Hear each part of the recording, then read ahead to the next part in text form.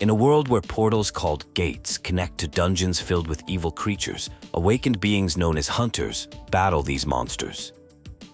The story follows Sung Jin-Woo, nicknamed the weakest hunter of all mankind, an E-rank hunter who embarks on what seems like a routine dungeon exploration with a team. During the expedition, Jin-Woo encounters a powerful lizard man that overwhelms him. The dungeon proves more dangerous than anticipated when the team discovers an unusual room with a massive statue and other stone figures.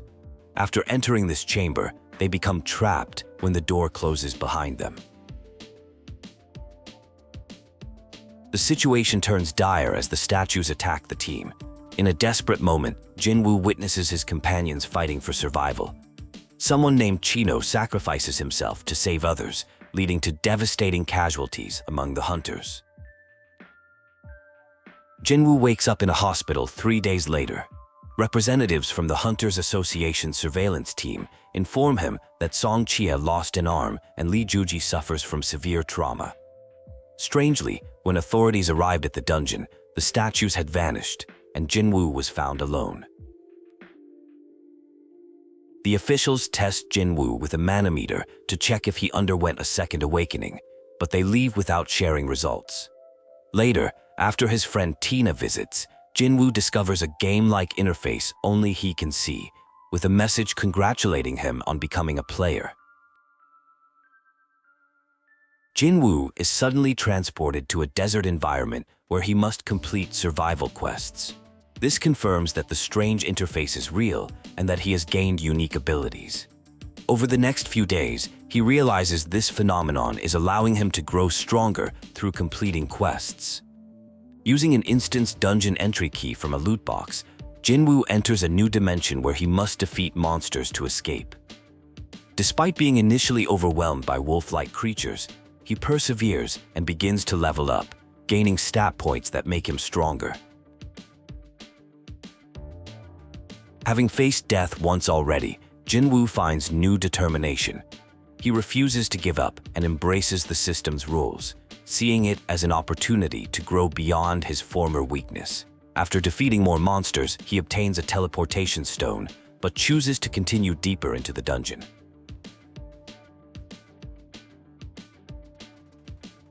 Jin-Woo confronts the dungeon boss, a powerful scaled creature. Despite initial difficulty penetrating its defenses, he eventually defeats it, confirming his increased strength. This victory represents his commitment to his new path. The narrative shifts to a conversation between survivors of the initial dungeon incident. Sung expresses regret about not reporting their discovery to the Hunters Association, suggesting his decision led to the tragedy. A flashback reveals the events that transpired in the double dungeon. The flashback shows the hunter team discovering ancient statues in the dungeon. They find an inscription describing the commandments of the Cartanonan temple. Worship God, praise God, and prove thy faith. When team members fail to follow these rules, the statues attack, causing multiple casualties. Jin-Woo realizes the dungeon operates according to rules and instructs everyone to bow to the statue of God. This stops the attacks temporarily. He then directs survivors to move towards statues holding instruments, understanding they must play music to satisfy the second commandment. The surviving team members struggle to understand the third commandment about proving faith. Jin-Woo is severely injured but survives. Of the original 17 members, only 6 remain, with 2 seriously wounded, including Song, who lost an arm. They discover an altar, suggesting the final test of faith awaits. A tense scene unfolds as someone named Sun is being considered for a sacrificial offering. Sung takes responsibility and volunteers to walk to the altar himself, despite protests. The situation suddenly changes when a door opens, suggesting the ordeal might be over. However, the statues begin moving, creating panic. Blue flames act as a timer for escape. Kim attempts to leave, but is reminded that 3 people remain. Someone offers to stay behind, encouraging the others to escape because they have longer to live. A character named Dewey is asked to help Sun, who discovers his legs won't move. A character asks Mr. Song to take Juhee and leave the place. Later, it's revealed that Sung escaped with Juhee, but feels guilty about leaving Sung behind. During a conversation, Sung acknowledges he should have reported the incident to the Hunters Association initially, but doesn't regret his decision to leave. The narrative shifts to someone training with an S-rank individual, aiming to contribute more to the world. Soon after, an evacuation order is issued as attacks begin. A week has passed since the previous incident, and Juhee hasn't recovered yet. Someone resolves to overcome their trauma.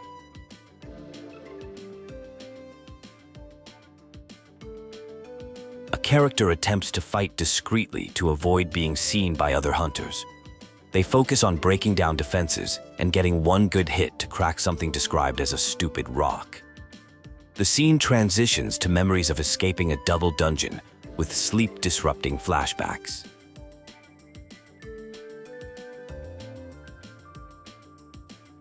Another evacuation order comes as fighting intensifies. Various combat techniques are deployed, including Noble Light and Field Strike. Someone declares they'll protect everyone while thinking time is on their side. The situation appears dire with concerns about insufficient hunters responding to the threat.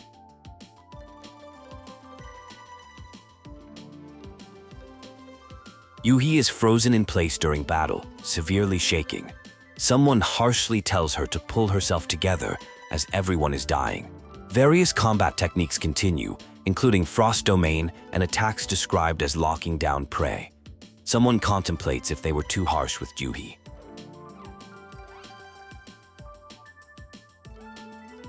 The scene shifts to a domestic setting where someone named Gino appears surprisingly awake and noticeably more muscular. Later, Hunter Sung Jin-Woo receives a call about unpaid rent, promising to deposit it later despite having no money. He sees an advertisement that might help his financial situation. Jin-Woo meets Wang Dong-suk, who offers him 2 million in cash just to carry bags, though he won't receive any essence stones.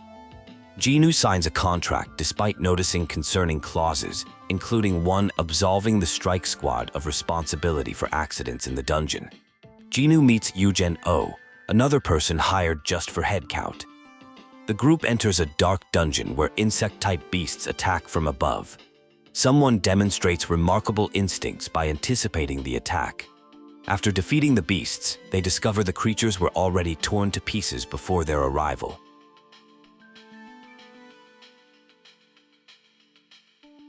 The group explores a maze-like dungeon where strange warnings about lizards pop into someone's mind. They encounter mostly corpses and dying beasts rather than living ones, yet continue searching for the boss. Various combat techniques are displayed as they progress deeper into the dungeon. The group discovers the boss's lair containing valuable mana crystals. Wang asks Jin-Woo and another person to guard the sleeping boss while the rest fetch mining equipment. However, after they leave, someone named Q1 blocks the entrance, revealing a betrayal.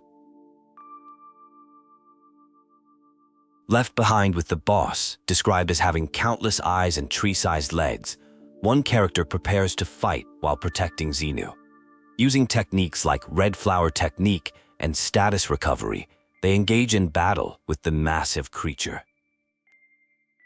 Outside the dungeon, the betrayers discuss their actions, claiming the entrance collapsed due to a sudden beast attack, forcing them to leave. One reminds the others to maintain this story, revealing this isn't their first time abandoning people. They callously disguise their deliberate abandonment as an unfortunate accident. A party is fighting through a dungeon and attempting to escape. They face multiple enemies, dispatching them with various attacks, including fire and light magic.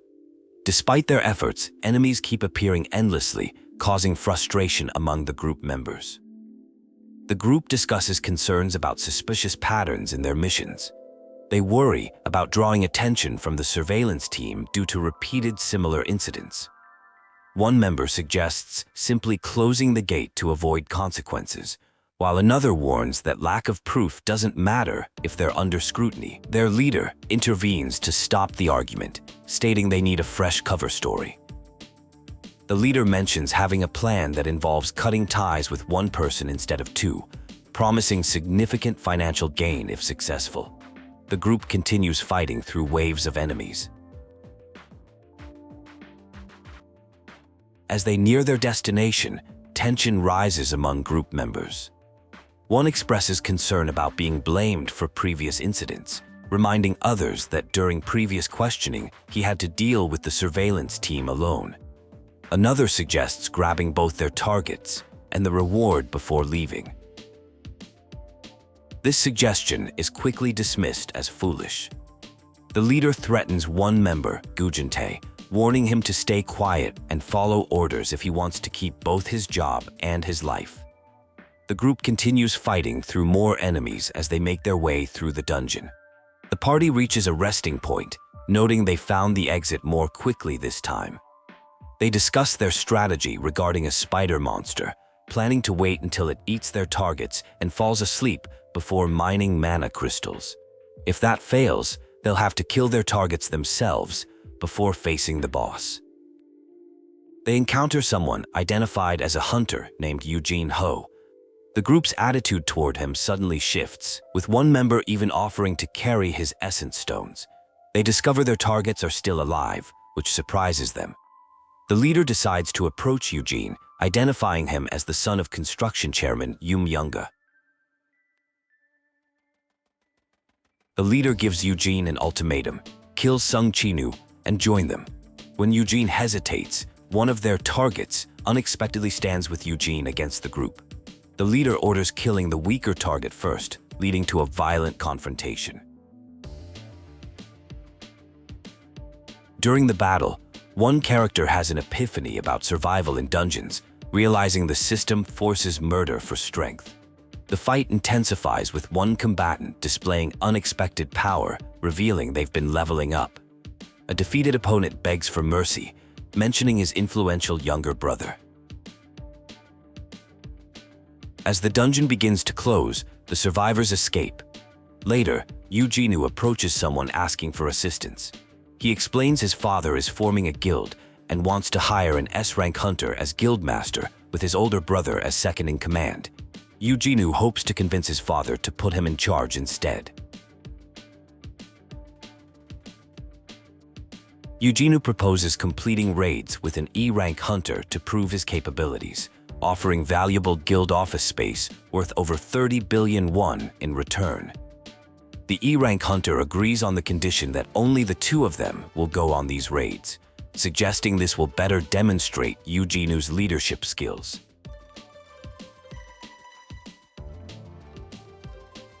News spreads about 8 hunters dying during a C-rank dungeon raid with only 2 survivors, a D-rank and E-rank hunter who managed to clear the dungeon. Authorities find this suspicious, especially since one casualty was Huang Dongsu's older brother, a connection deemed too significant to overlook. A new raid begins that initially proceeds smoothly. Members compliment each other's contributions, though one character secretly plans to maintain the peace only if secrecy is kept. During combat, mistakes lead to injuries, prompting concern about the lack of a healer in their strike squad. A suggestion is made for one member to proceed alone, with others given the option to follow. The group separates, with some noting that no one seems to have caught on to their true intentions. Combat continues as they fight through more monsters, with one member efficiently dispatching enemies. Upon reaching their destination faster than anticipated, questions arise about the whereabouts of other team members. One explains that magic beasts using curse magic likely killed the others, though they admit surviving such magic themselves is unusual. Another member ominously suggests killing all witnesses is the best course of action. A tense confrontation occurs at a gate where someone threatens that no one will leave. This sparks a heated argument as one person pleads for their life while another refuses to help, stating they have their own problems to deal with. The situation escalates into a betrayal between what appears to be brothers or close associates. The confrontation continues with accusations about plans going wrong. One reveals they've been in contact with a private strike squad offering good benefits, but clarifies there's no position for Dong-Soo. They declare they're accepting the offer, confidently stating Dong-Soo won't succeed as a hunter without them. The scene shifts to someone waking up, commenting on the beautiful morning, and wondering about the time in Korea. They mention having had a bad dream that made them emotional. They request information about 2 survivors and inquire about the consequences of killing someone in Korea. An advisor explains that American hunters who commit crimes in Korea would be tried in US courts with likely light sentences due to their value. The person reveals that some individuals murdered their brother, noting that while all 8 strike squad members died, 2 hunters survived.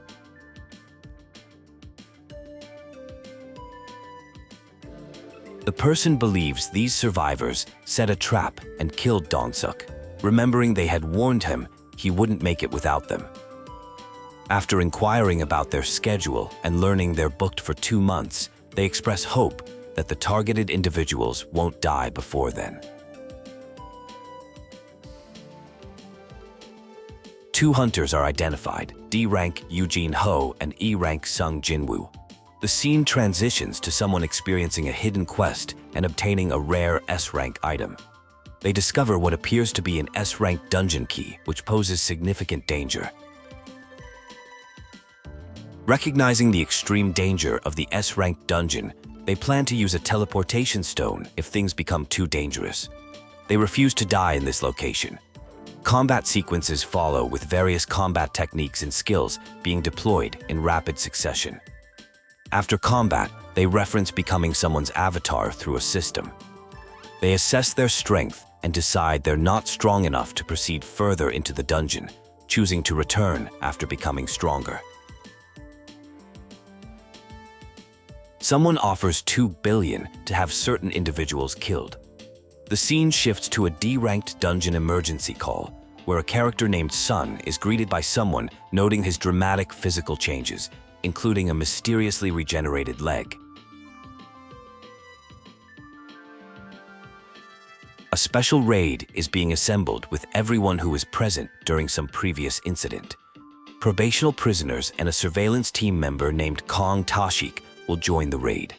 Despite concerns about the team composition, they proceed.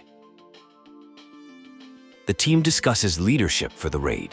Sung Jin-Woo acknowledges responsibility for deaths in a previous incident, but is thanked for saving 6 people. As the raid begins, they face creatures including goblins, with one team member showing obvious fear.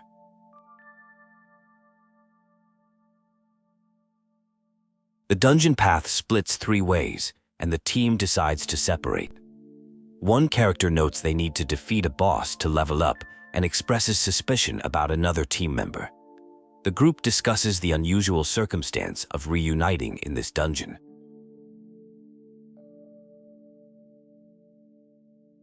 The conversation turns to a previous dungeon break incident in the city, where someone mysteriously threw an iron sword that killed a creature before disappearing. Suddenly, the situation turns violent, with betrayal in the ranks.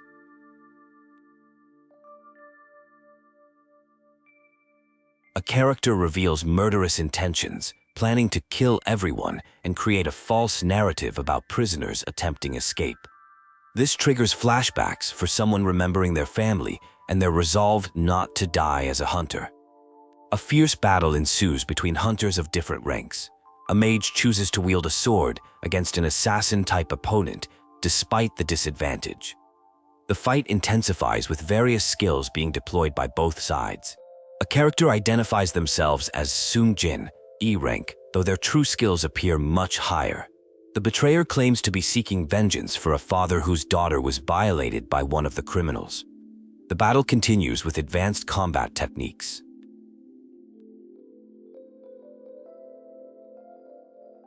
As the battle reaches its climax, someone notices a strange darkness or shadow. The defeated acknowledges the hunter's code. Having lost, they must die. A mysterious power related to darkness is revealed, suggesting immense potential for strength. A conversation reveals a hunter named Dave discussing his dangerous profession. He justifies his career choice to someone concerned about his safety, claiming it pays better than construction work, and that low-ranking hunters like himself aren't sent on dangerous raids. The conversation suggests financial necessity drives his career choice despite the risks involved. A family scene unfolds with the hunter reassuring his loved ones.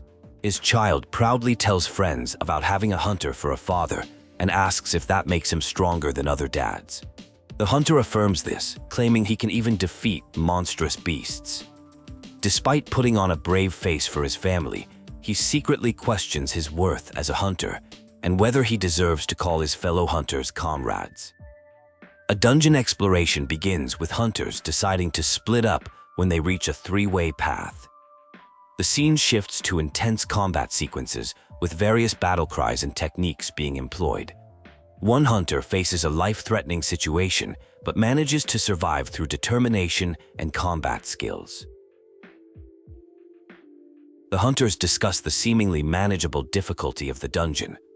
One hunter is mockingly referred to as the weakest hunter of mankind, with others suggesting his presence proves the dungeon must be weak. Two hunters express regret about abandoning teammates in a previous incident and resolve to apologize to someone named Sung, acknowledging they disgraced themselves as hunters by running away.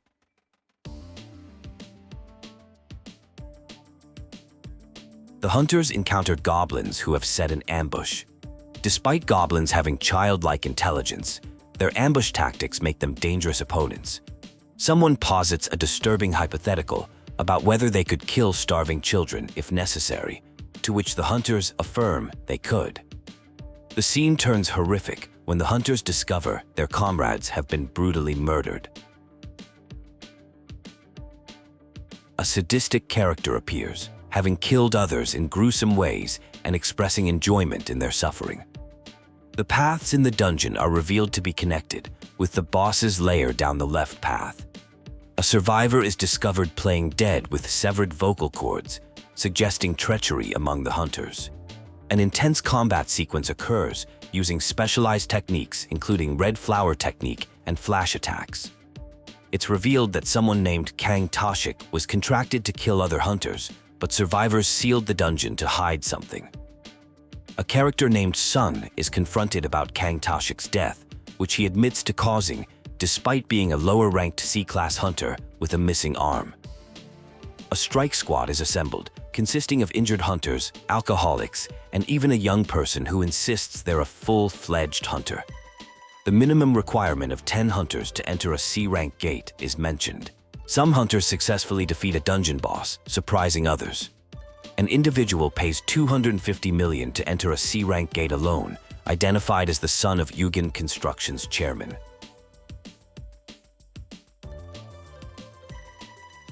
A hunter works on improving efficiency, engaging in training battles, and advancing in power. They successfully handle werewolves and level up, gaining new techniques including the red flower technique. The hunter acquires valuable skills and items, including a camouflage skill and runestone from Kangtoshek. A job change quest appears, suggesting career advancement possibilities. A hunter named Sung Jin-Woo is approached by Ong Min from the White Tiger Guild's management team with a recruitment offer, promising to double whatever Uyghur Construction offered. Sung expresses concern about people knowing about him. They negotiate the sale of C-rank gate entry permits, settling on 200 million for each gate. A gift exchange suggests the building of trust between parties.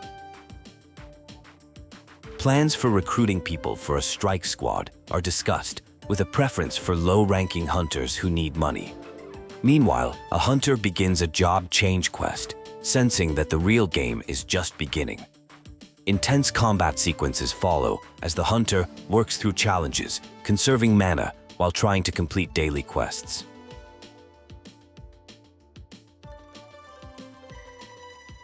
After a difficult battle, the hunter receives multiple items at once, including a teleportation stone. The quest continues with more challenges. Someone taunts the E-rank hunter Sung Jin-Woo, saying that's all he'll ever be and that courage is meaningless without knowing one's limits. The hunter ends up in a penalty zone, possibly for failing to complete a daily quest, but finds the timing fortunate as escape otherwise seemed impossible. In the midst of combat, a fighter realizes their opening was too slow. They apologize for needing to warm up, acknowledging they can see everything in the battle. Determined to end the fight, they execute a special technique called Red Flower Technique Type 1, crawling plum grossum, while declaring their opponents are too slow. The fighter strategizes using level-up rewards to buy potions for recovery in the penalty zone. With 3 minutes until returning to the job change quest area, they visit a shop seeking a stronger weapon. Upon finding one, they discover a useful skill that doesn't require mana, recognizing this as their last chance to prepare before their fate is determined by luck. Upon returning, they notice the enemies have multiplied exponentially despite being gone only a few hours. They continue using their red flower technique while observing their opponent's movements, declaring them too slow before launching a counterattack. After successfully defeating their enemies, they announce it's over and they can finally get a job.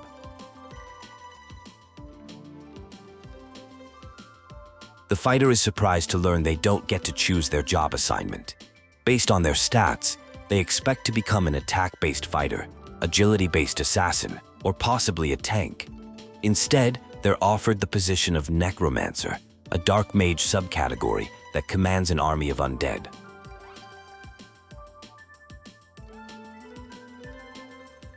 Initially hesitant, they consider declining until learning it's a hidden class.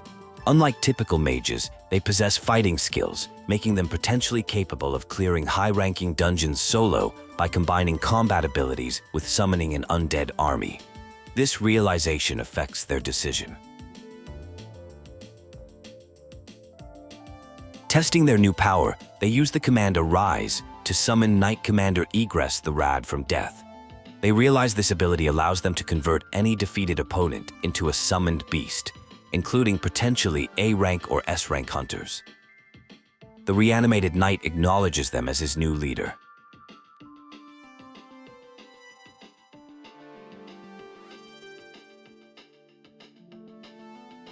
The scene shifts to a surveillance agent confronting an S-rank hunter who has entered Korea. The hunter admits being there on business related to E-rank hunter Sung Jin-Woo and D-rank hunter Eugene Ho. It's revealed that S-rank hunter Hwang Dong-soo and his brother have been suspected of murdering numerous hunters inside dungeons without showing remorse.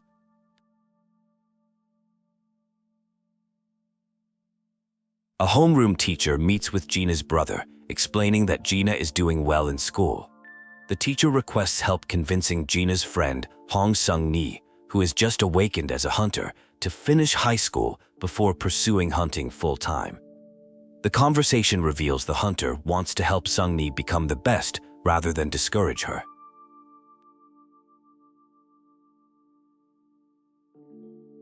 The narrative jumps to a hunter training session where a C-rank gate has opened. The strike squad consists of 12 members ranging from A rank to C rank. Though seemingly excessive for a C rank gate, the composition is justified because the high-ranking hunters are still inexperienced and need practical training.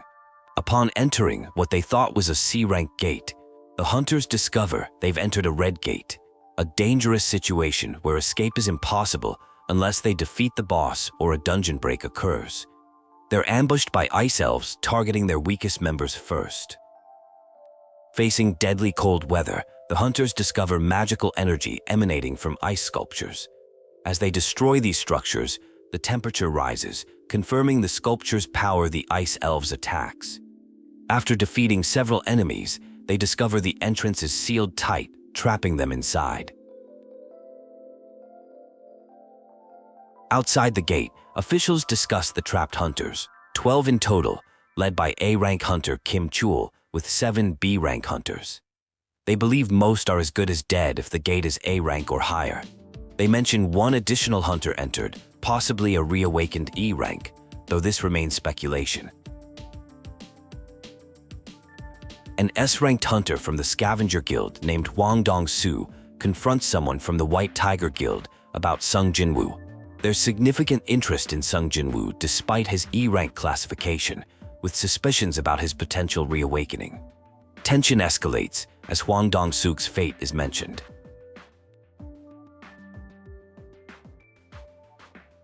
Back inside the dungeon, Kim Chul forms a separate team to clear the dungeon, rejecting those he considers dead weight. One hunter chooses to join the rejected group instead. As they separate, Kim Chul fails to notice an arrow, revealing his limitations despite his A-rank status. One group discovers territorial markings indicating they're in Ice Bear territory. Despite warnings, one hunter suggests proceeding specifically because bears are the only threat there, implying other magic beasts avoid the area. The mysterious hunter offers protection, but requests no questions be asked.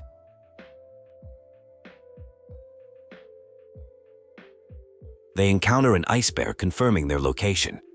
While others panic, one hunter declares they'll defeat all magic beasts alone, seeing it as an opportunity to gain experience and test their strength against a high-ranking magic beast.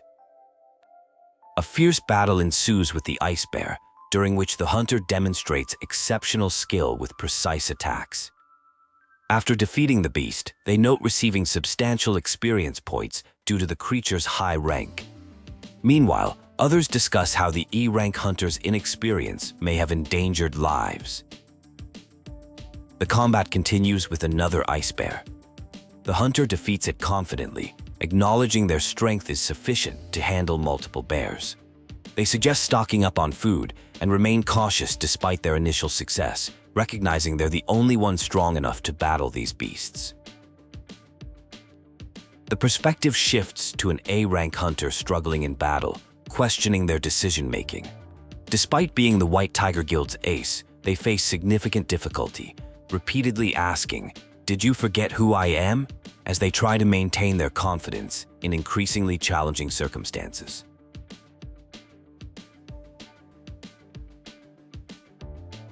A dramatic confrontation unfolds as Kim Chul, an elite hunter from the White Tiger Guild who received special training, faces defeat.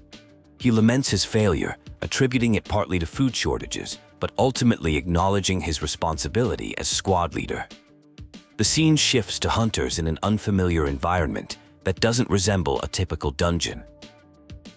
An ambush by ice elves occurs as the hunters enter a gate. One hunter expresses skepticism about following an A-rank hunter and putting faith in another man. The appearance of ice elves immediately upon entering the gate comes as a shock, despite training that prepared them for dungeon unpredictability. Questions arise about how an E-rank hunter could defeat magic beasts so easily. Kim Chul continues lamenting his defeat, blaming it on lack of food. Ice Slayers attack, surprisingly still alive. Low-ranking hunters have taken all the equipment for themselves. Kim Chul confronts other hunters, demanding to know who hoarded supplies while his team perished from lack of resources. A tense exchange occurs as Kim Chul discovers the truth about being abandoned. Someone insults the group by calling them trash.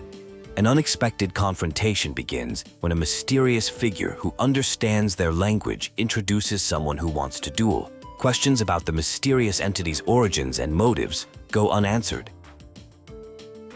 The mysterious figure declines to surrender the humans despite being apparently outnumbered. What seems like a disadvantage quickly turns as the figure demonstrates extraordinary combat abilities. A battle commences with the figure easily outmaneuvering opponents, declaring them too slow and unable to avoid attacks.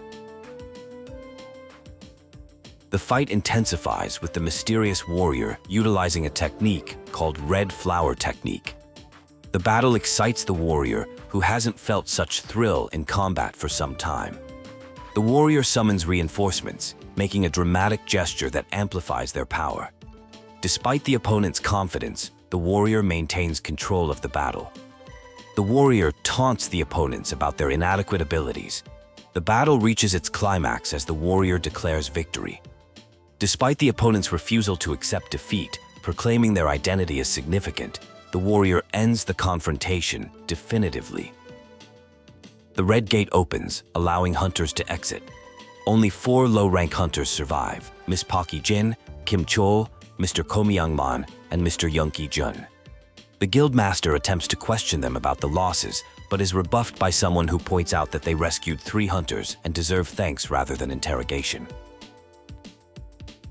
The scenes shift to interactions between characters named Songi and Junu, with implications they met the previous night. There's awkward tension when someone makes a comment about Hong Songi not being legally an adult. The narrative returns to battle scenes, with techniques being deployed against opponents.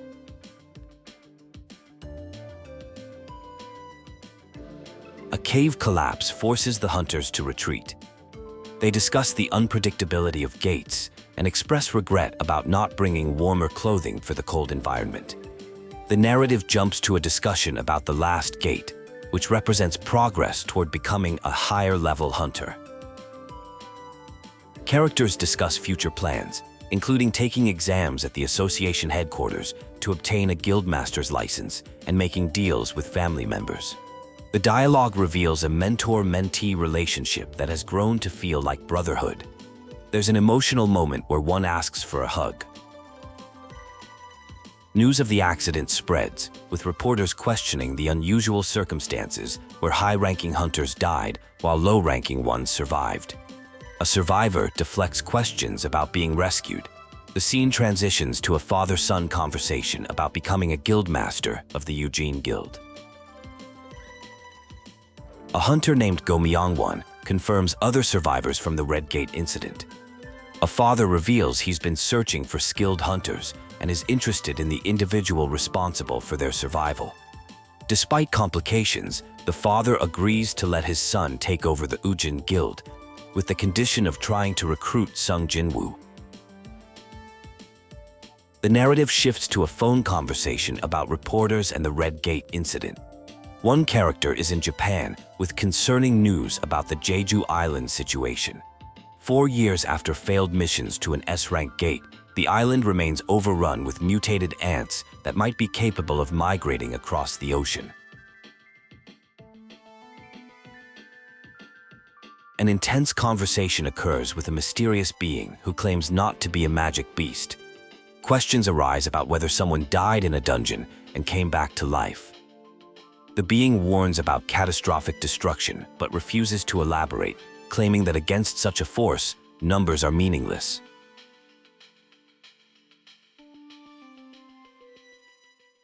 The mysterious being demonstrates intimate knowledge of a character's family, creating tension. A deputy director is warned to evacuate as the being is identified as dangerous. The being claims to know that Sung Jin-Woo is dead, triggering a confrontation that results in a fire, though the damage is described as minimal for a battle between S-ranks. The narrative shifts to someone whose power has increased threefold, making previous difficulties easier to overcome. They encounter a field-type dungeon that might be a replica of Soul and face a quest involving 10,000 demon souls with a 1-week time frame. The character decides to attempt the challenge.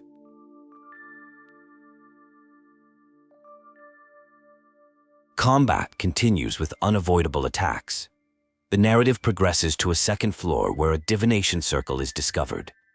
The character realizes that permits are required to activate these circles for accessing the next floor.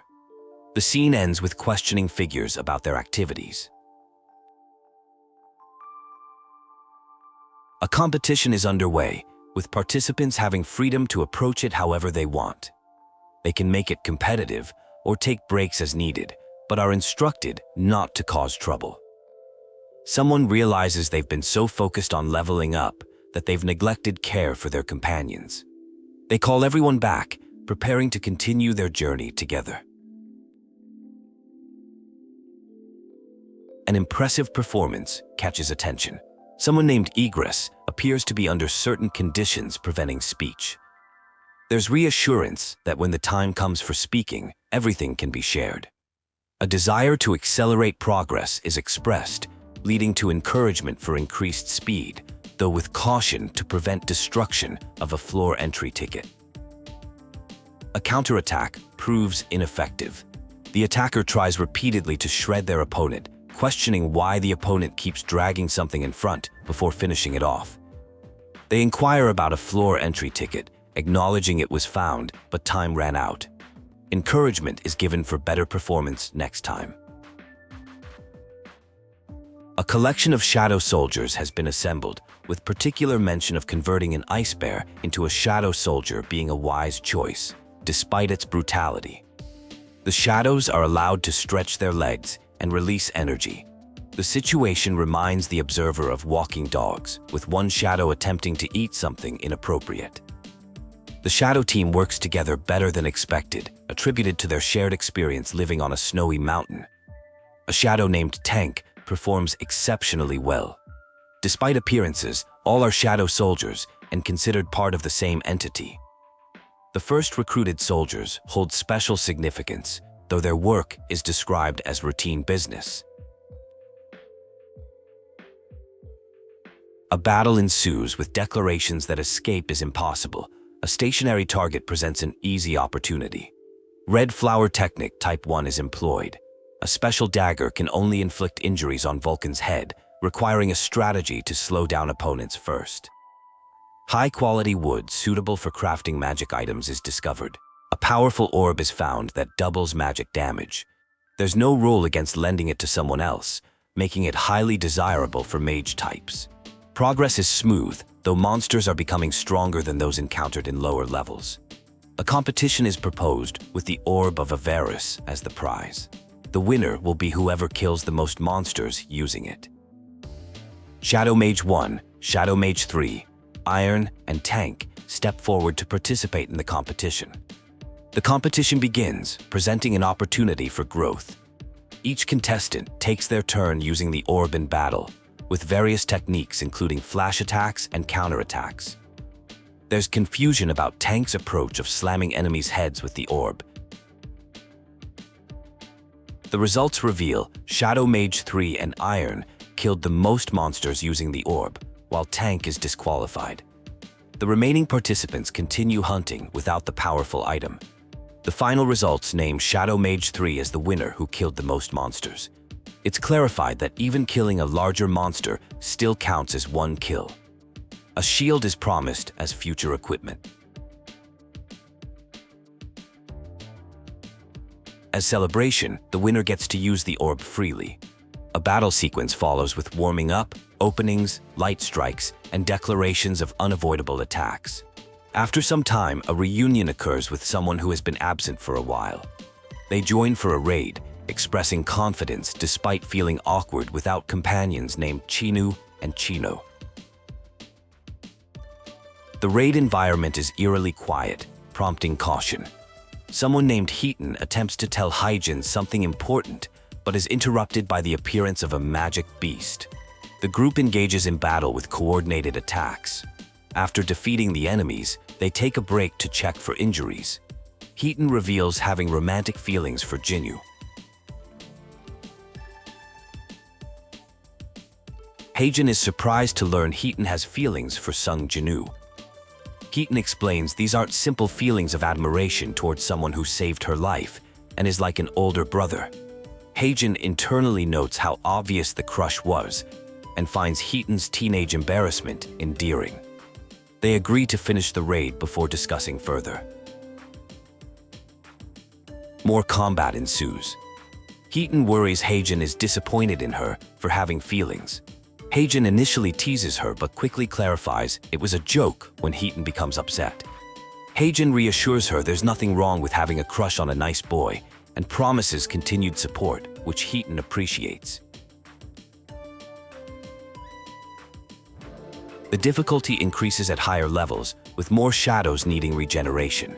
A decision is made to continue the mission to completion. Seeking efficiency, groups are formed led by Egress, Iron, and Shadow Mage 3, tasked with hunting demons in different areas. Questions arise about why demons can't be turned into shadows like other creatures.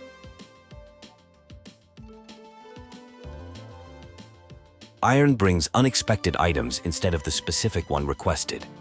There's curiosity about whether the demon's castle functions like other system dungeons. A request is made to bring interesting demons after killing them. Various combat techniques are employed, including red flower technique, light strikes, and flash attacks, but attempts to extract shadows from demons prove unsuccessful. Despite failed extraction attempts, there's no blame placed on the shadows. Speculation continues about whether separate entities might be convertible to shadows. Not wanting to waste the upper-level demons, orders are given to find them. Combat continues with coordinated techniques, but extraction remains impossible with these creatures, similar to an entity named Vulcan. Questions arise about when the next boss will appear. The protagonist is exploring a dungeon and has reached their limit, unable to extract shadows or climb higher without depleting health. They discover a cursed loot box containing a mysterious key and water of life potion. Having defeated Vulcan for the World Tree Fragment and Metas for Spring Water, they now need only the purified blood of the Demon King to complete their collection, likely to save their ailing mother. At a Hunters Association, the protagonist undergoes re-evaluation, but the manometer cannot evaluate them properly, indicating they are Korea's 10th S-rank hunter. Officials discuss someone who helped during a recent Red Gate incident. The protagonist avoids reporters' questions and disappears without a trace, with suspicions that a hunter named Sung Jin-Woo was involved in saving survivors during an accident. The protagonist vows to save someone in eternal slumber. They meet Gokengi, the chairman of the Hunters Association, who offers them a position. The chairman explains that hunters protect citizens from magic beasts and are the backbone of the country. Despite this prestigious offer, the protagonist declines, stating they belong in dungeons, surprising officials with their seriousness. Needing equipment to climb the upper levels of the demon's castle, the protagonist searches the hunter's auction market, but finds items too expensive. They consider selling their Orb of Avarice, but worry about drawing attention as an E-rank hunter with a powerful artifact.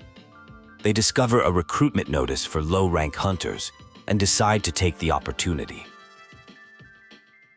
The protagonist enters an A-rank gate for the first time, noting its enormous size and potential dangers. Inside, they learn about dungeon operations. Strike squads clear monsters, while haulers and miners work, but the boss remains alive to keep the gate open. When others break for lunch, the protagonist seizes the opportunity to explore alone. The protagonist discovers the dungeon boss, a giant stronger than previous opponents, but resists defeating it as that would close the gate. When discovered by another hunter, they claim to be lost. The hunter notices the protagonist lacks the typical foul stench, questioning if they're truly a hunter, but ultimately lets them go after confirming their E-rank status. Following their successful mission, the protagonist is invited back the next day to work with Strike Squad B. Meanwhile, elsewhere, someone questions whether Sung Hae-gwan is truly a monster, showing security footage of an incident. Despite this evidence, another person insists Sung is a monster, citing that humans don't emerge from gates. An injured individual, seemingly defeated by the protagonist, vows revenge and plans to capture them once recovered. They know where the protagonist has fled and intends to acquire artifacts to aid in the pursuit. The scene shifts to another A-rank dungeon expedition where the protagonist joins as an observer. Inside the A-rank dungeon, the protagonist witnesses powerful monsters and elite hunters in action, including S-ranked Chahair, Vice Guild Master. The experience brings back memories for the protagonist. When the mining team is asked for volunteers to enter a dangerous area, the protagonist steps forward despite their E-rank status. During the mission, the party encounters unexpected dungeon jackals, which are unusually present in an A-rank dungeon. Someone realized these C-rank beasts were deliberately left alive as hunting dogs by a more intelligent creature. The situation worsens when high orcs appear, overwhelming the strike team despite their elite status. Seeing the elite hunters struggling against the high orcs, the protagonist decides to intervene cautiously, planning to help without fully revealing their capabilities. As the battle intensifies, Powerful techniques are deployed, with the protagonist stepping in to prevent casualties among the Hunters Guild members. An intense battle unfolds, with repeated warnings of unavoidable attacks. Someone calls out about hyperforks and instructs others to get back while encouraging them to hang in there. The combat heats up with declarations of warming up and counterattacks. The battle intensifies with shouts of light strength and tearing through opponents. A special technique is deployed, the Red Flower Technique Type 1, Crawling Plum Loss. Commands to destroy all enemies echo through the battlefield. After the combat, someone inquires about injuries. Kyun notes that a high orc was mysteriously ripped apart mid-air, suggesting someone secretly cast a spell. Gina denies involvement, explaining that their team lacks mages capable of curses or assassin-type hunters. The group observes that high orcs began behaving strangely during the second half of the battle. After deliberation about whether to continue or withdraw, the decision is made to retreat, with the strike squad acknowledging the situation. A new gate appears, described as large but with lower mana levels than the previous day. Someone reassures the team that if the gate were truly dangerous, the guild wouldn't have assigned their second-tier strike squad to handle it, encouraging everyone not to get nervous. A conversation reveals someone is serving as a replacement porter with an E-ring classification. The team senses a mysterious energy around this individual, despite their seemingly low rank. An A-rank hunter explains they don't normally lead elite strike squads. The leader questions why they felt the need to ask for support. They emphasize the importance of the upcoming raid and call for focus. Someone explains that porters rarely become targets during attacks unless the entire strike squad is annihilated. The leader expresses that completing this raid successfully will make them the official leader of the B team. The team encounters an unexpected threat. Dungeon Jekylls and High Orcs appear, causing concern. Combat begins with shouts of spatial capture. The team identifies that these High Orcs are different from ordinary ones. They're the strongest kind, with 22 total, forming an army unit. The team acknowledges they aren't strong enough to handle this threat. After the confrontation, the leader checks for injuries, reassuring that an A-rank healer can heal anyone still breathing.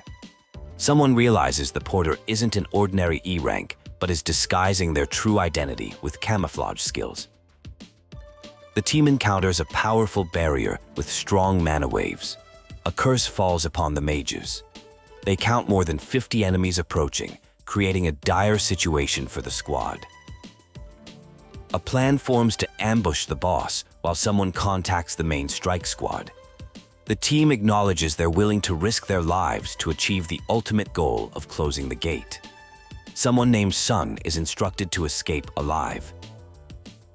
A malevolent entity welcomes the humans, revealing that an army of High Orcs might escape through the gate. When questioned about their motives, the entity coldly states it's for entertainment. They plan to kill the humans one by one for their soldiers' amusement. The realization dawns that to these creatures, human lives are merely toys to be discarded at will. The strike squad charges into battle while someone activates various abilities: meditation, gravity acceleration, and levitation. Someone declares the dungeon belongs to the Hunters Guild and requests permission to kill all the magic beasts, acknowledging that the strike squad is currently helpless. Permission is granted as the battle intensifies.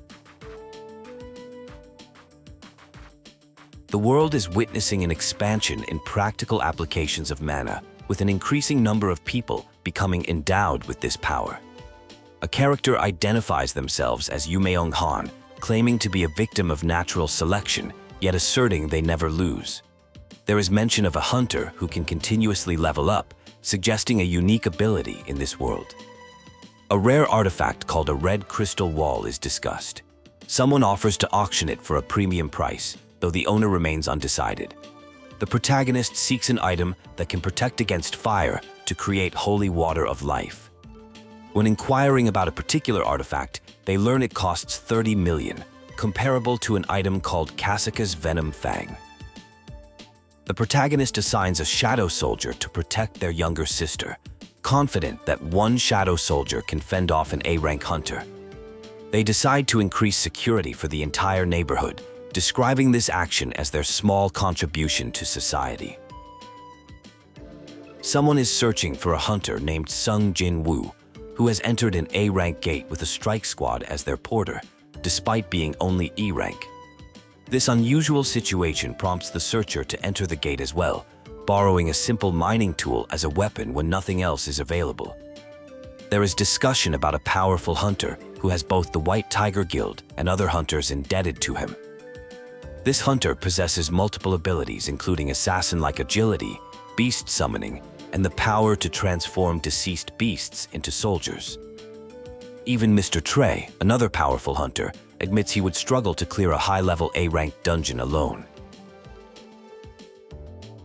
Reporters are surrounding a building, seemingly pursuing someone of interest. A character seeks refuge at someone else's place, suggesting they are trying to avoid media attention. There is mention of declining a guildmaster position with Eugene Construction. The narrative shifts to a battle scenario involving shadow powers. A character named Tusk is wielding the Warp of Avarice, an item whose power corresponds to the strength of its user. Various combat techniques are mentioned, including Red Flower Technique and Vanishing to the Shadow of the Moon. The protagonist decides to split up their shadow soldiers for efficiency, instructing them to find an entry permit. Despite reaching the 80th floor quickly, they have been stuck there for 2 days as someone has been destroying their shadow soldiers, targeting weaker team members first. During combat, the protagonist encounters a speaking opponent who surrenders and identifies herself as Essel, the eldest daughter of the Radiru family. She offers to guide the protagonist to an entry permit her family has stored. Essel reveals she hears voices telling her to protect the floor, suggesting she is from the demon realm preparing for war against a powerful enemy. The protagonist protects Essel from attacking demons, showing that even demons have conflicts among themselves. Essel leads the protagonist toward the Radiru family castle, where the entry permit is located, though she worries about how to introduce this stranger to her father.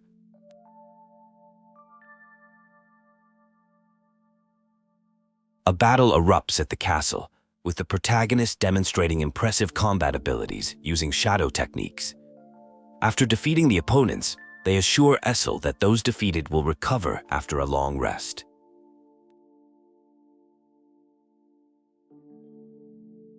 Meeting Essel's father, who can perceive the army of shadow soldiers, the protagonist requests the entry permit and asks to borrow Essel as a guide to locate the next one.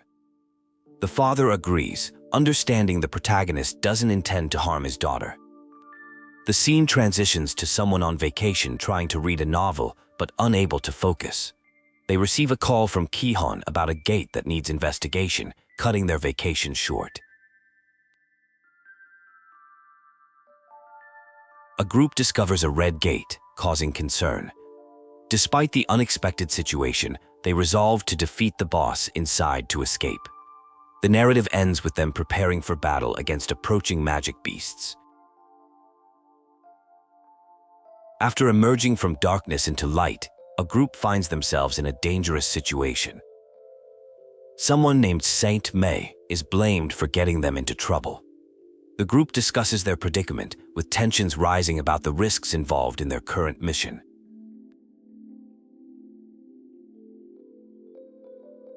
The group decides to split up rather than waste energy arguing.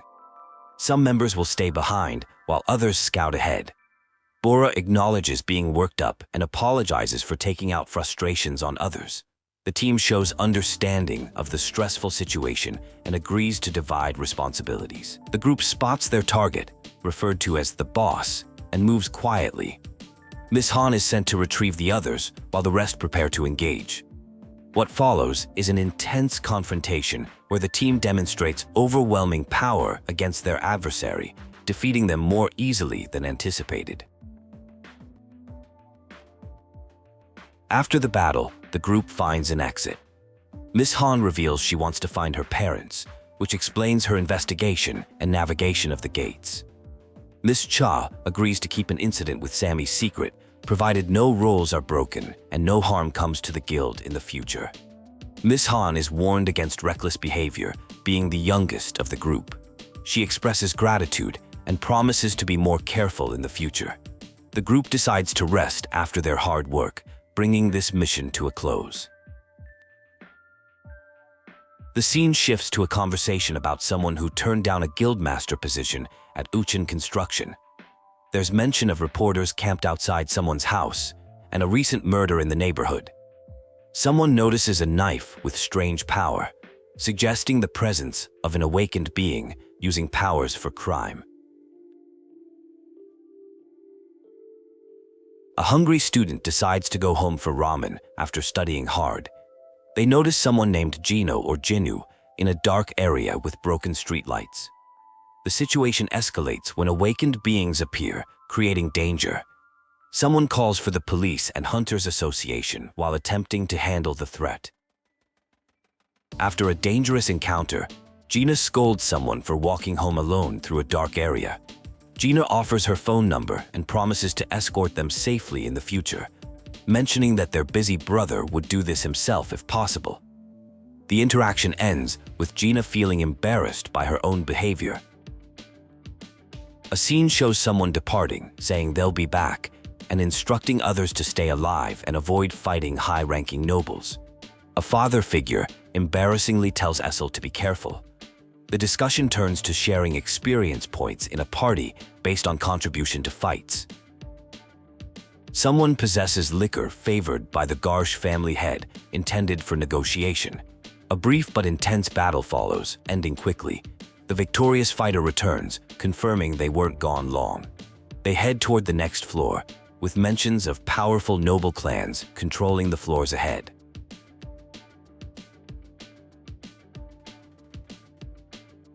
A character promises to ensure the Radish Class clan, properly pronounced Radier, will rule the tower. When asked why they're helping, they simply reply, "Because I like you."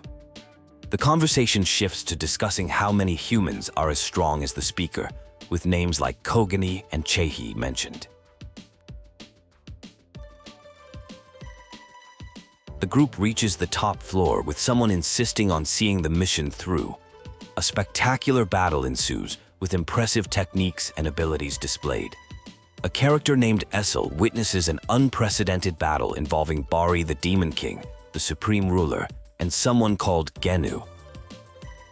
After an intense battle, someone tells Essel to inform their father that the Radish clan, corrected as Radiru, is finally number one. They obtain holy water of life, believed capable of curing someone's mother.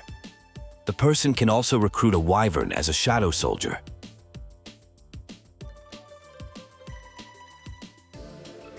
Someone administers the holy water to their mother, who has been unconscious for years. Despite uncertainty about its effectiveness, they trust the system. The mother awakens after 4 years, asking about someone named Gina. There's an emotional reunion as the mother thanks Gina for keeping a promise. The scene shifts to information about a new ant mutation from Jeju Island, first discovered in Japan. A raid resulted in casualties of 6 hunters and 294 civilians, with 108 hunters deployed. The key to victory was an A-rank hunter who joined later in the fight. Someone preparing for a teacher certification exam considers taking a trip for mental refreshment. They contemplate destinations including Japan, China, USA, or Jeju Island, but reconsider Jeju due to its dangers.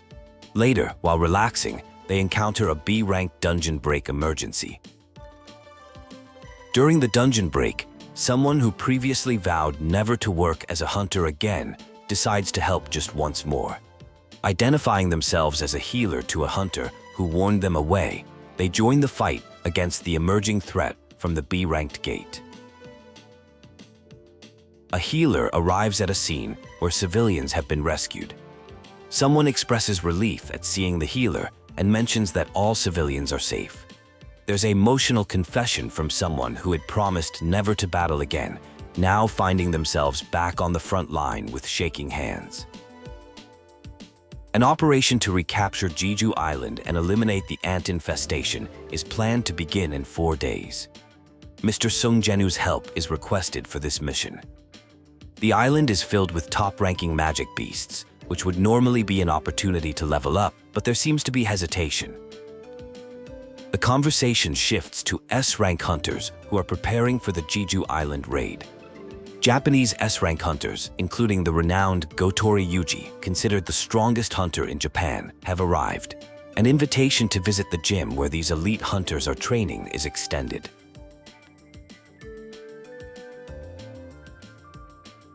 At the gym, various notable hunters are introduced, including Ma Dongwook of the Fame Guild and the Japanese S-ranks led by Goto Ryugi. A Japanese hunter dismisses the Korean S-rank hunters as mediocre, though acknowledges that Cha-haen and Gugunhee might be exceptions worthy of respect. Tension rises when Park Jong-soo, guildmaster of the Knights Guild, overhears disparaging comments made in Japanese. Despite being only A rank, Park proudly represents one of Korea's 5 major guilds and will join the raid as part of the defense team. A Japanese hunter named Hanakawa mocks this assignment. Hanakawa challenges an interpreter to a contest with simple rules. First, to grab the opponent's wrist wins. Despite Hanakawa's confidence, the interpreter proves surprisingly skilled, avoiding an attack and even causing Hanakawa to tear his pants during the encounter. Mr. Sung arrives at the hunter gym, where he reunites with someone he hasn't seen for some time. They move to a more private area to spar, with Sung seemingly trying to avoid displaying his abilities publicly. A powerful exchange of techniques follows, with terms like bedflower technique mentioned.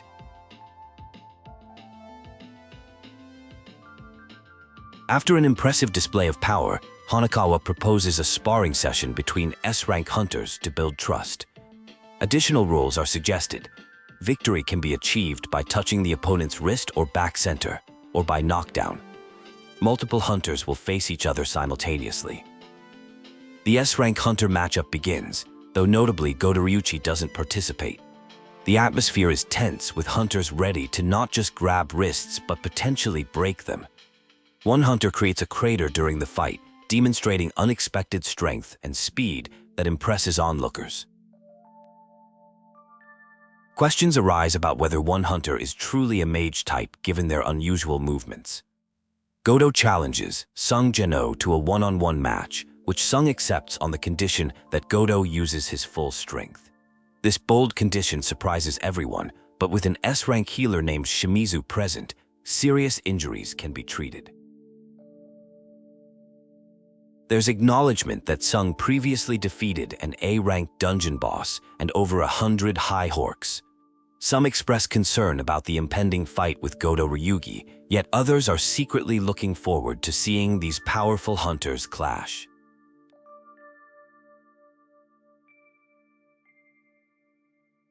During the fight, Goto questions whether Sung is truly a mage type, noting his unusual agility and silent footsteps. Despite Goto's immense power, Sung manages to dodge his attacks, which infuriates Goto to the point where he decides to fight with killing intent. The fight intensifies with Sung nearly losing an eye. Goto accuses Sung of toying with him, pointing out that the match would have ended if he had grabbed Sung's wrist. The dangerous duel is eventually stopped due to concerns about Goto's leadership role in the upcoming mission.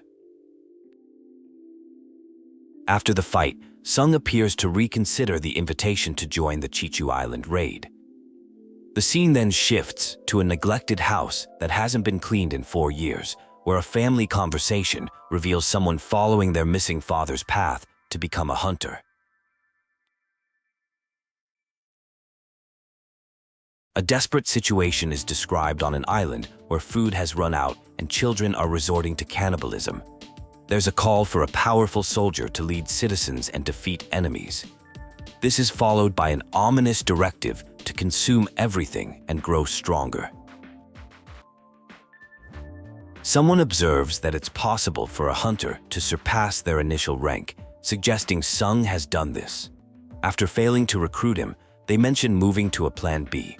A list of hunters for an upcoming mission is reviewed, with surprise that Sung is not included. A conversation reveals South Korea has selected 6 hunters for the Jeju Island raid: Jejongging, Madongguk, Bachuno, Chaing, Integyu, and Minbyonggu. Someone expresses surprise that Sung Jin-Woo isn't included on Chairman Go's team. The other person reassures that with 16 total S-ranked hunters participating, everything should be fine. Godo is offered an opportunity to become a national-level hunter by participating in a raid on Jeju Island in South Korea, targeting the ant mutations. The true ulterior motive is revealed, decreasing the number of Korean S ranks while forming a multinational strike squad. The raid begins with Godo Ryugi, described as the only hunter in Asia who can rival Liu Shigong. He proposes forming a united strike squad of top-ranking hunters to retake Jeju Island by directly attacking the ants' base. Goto reveals their strategy, exploiting the ants' weakness, their 1-year lifespan. By killing the queen, all ants on Jeju will die within a year.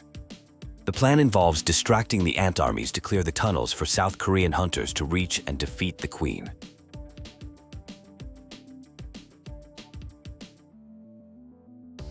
Godo notes there's no good reason to decline his offer, mentioning the incentive of obtaining national-level hunter status. He warns the ants are evolving rapidly and might soon be able to fly. The operational plan is accepted for review. Godo arrives at the location with Korean S-ranks preparing. He's intrigued by a hunter he initially assumes is an assassin type, but is informed is actually a mage type. Skeptical, he challenges Sung Jin-Woo to a one-on-one match.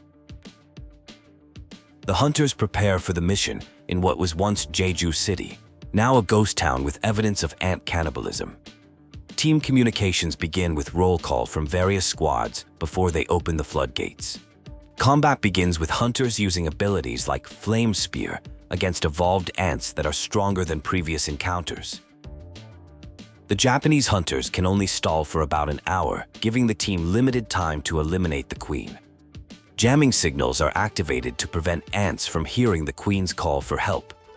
Meanwhile, the hunters debate whether to wait for the South Korean team to kill the queen or eliminate the ants themselves.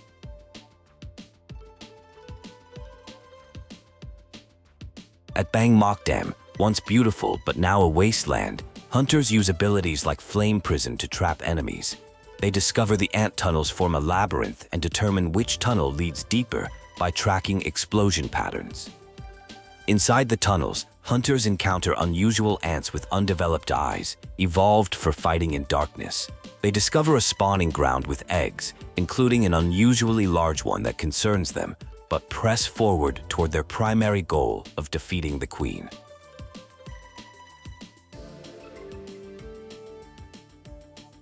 Meanwhile, someone not participating in the raid feels uneasy despite confidence in the S-rank hunter's abilities. This person decides to train and gain levels, noticing their perception becoming sharper with increasing certainty that something is wrong with the mission. The Japanese teams encounter difficulties with the ants. Teams Charlie and Delta go radio silent, causing concern.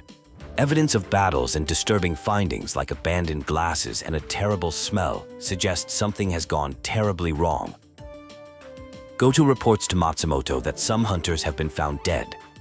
Matsumoto seems unconcerned about casualties as long as Goto survives. The jamming signals have failed, causing all ants to head toward the queen's location. Goto estimates the South Korean team's survival chances at 0%. Goto is ordered to retreat after confirming the South Korean hunters have been defeated. The Japanese plan to claim their hunters tried their best, but were forced to retreat after the South Koreans were defeated.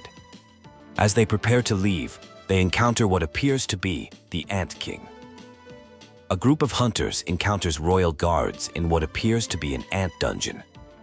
The guards are extremely powerful, comparable to S-rank threats, but the hunters note that despite their strength, these creatures are still predictable in their movements. The guards have surprisingly dense bodies, making them difficult to defeat. One hunter reminds others about proper ant-killing techniques, explaining that crushing an ant's skull isn't enough. They must target limbs or finish them completely. The team realizes these guards appear to be from an older generation, possibly first-generation rejects, suggesting newer and stronger guards might lie ahead. The hunters feel energized despite the challenge, with one claiming they could take on multiple enemies solo. They divide up targets between them, confident in their A-ranked combat skills to handle any stragglers. During combat, one hunter protects their healer from attack. A particularly menacing ant appears, creating a terrifying aura. Though one hunter loses their arms, they remain confident with Min Byonggu, their healer, by their side. A powerful ant entity dismisses the hunters as weak and asks about their king, sensing a strong presence outside. The battle turns desperate as the hunters struggle, with oxygen running low. Chae Jong-in appears to be their best remaining hope. A mysterious dark soldier appears, performing what seems to be an exchange technique. The tide of battle shifts, with one hunter reassuring others that everything will be okay now that they're in good hands. The hunters detect mana waves, indicating Japanese hunters have launched their operation. They realize these evolved ants have high resistance to magic, requiring greater force than would suffice in an A-ranked dungeon. The situation becomes more desperate as the hunters realize they won't have an escape route this time. The Japanese hunters can only stall for about an hour, so they must defeat the queen before then. The team discovers a spawning ground with unusually large egg cases, indicating they're close to the queen's chamber. Something enormous has hatched from one of the cases, possibly a royal guard, but the hunters remain focused on their primary goal of defeating the queen. After an intense battle, the hunters think they've won, potentially becoming the 7th team worldwide to clear an S-rank gate. However, something feels wrong as ants begin swarming toward them. The flame barrier cast at the entrance has disappeared. The scene shifts to other hunter teams discussing their raid plans and anticipated vacation afterward. Japanese teams report that everything is proceeding normally on their end, though one S-rank healer is warned not to let their guard down. Back with the main team, someone distributes a healing substance. While most wounds heal, one hunter named Miss Cha remains critically injured. The team needs to move quickly before more ants arrive. A talking ant returns, asking if they found the human king. After dismissing several hunters as weak and unworthy, it engages with someone referred to as Mr. Sun, who might be an age-type hunter with impressive abilities. The battle intensifies with the hunter realizing direct confrontation based on strength is futile against the ant. Instead, they rely on speed and special abilities, declaring themselves king before launching a decisive attack. With Miss Cha critically wounded, the hunters desperately seek a healer. They find Min Byung-gu's body, and Mr. Sung appears to use a necromantic ability called Arise to bring him back, despite initial failure and moral hesitation. Incredibly, the reanimated Byung-gu begins healing Miss Cha without instruction, demonstrating his inherent good nature. Another hunter notes that the shadow entity is no longer truly Byung-gu and grows more powerful as battles continue. They request that Pyong-gu, who hated violence in life, not be kept on the battlefield. In an intense confrontation, Mr. Beck grabs someone without permission for the second time. However, this time it's a heartfelt request rather than an order. The person understands and agrees, terminating the extraction as requested. The hundreds have returned, yet the protagonist decides to stay behind to handle unfinished business. The protagonist promises to clear the path and eliminate remaining ants. Upon encountering more ants than expected, they describe Titter as crawling with ants, including those yet to hatch.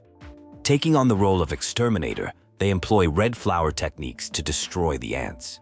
During the battle, they encounter an unusually troubled entity. After a momentary darkness, the protagonist returns, relieved to have not failed. They discover a new rank in a shadow soldier, a general, stronger than all previously obtained shadow soldiers. The reborn entity pledges loyalty, claiming to have been reborn rather than killed. The protagonist names this being Beru, who vows eternal loyalty.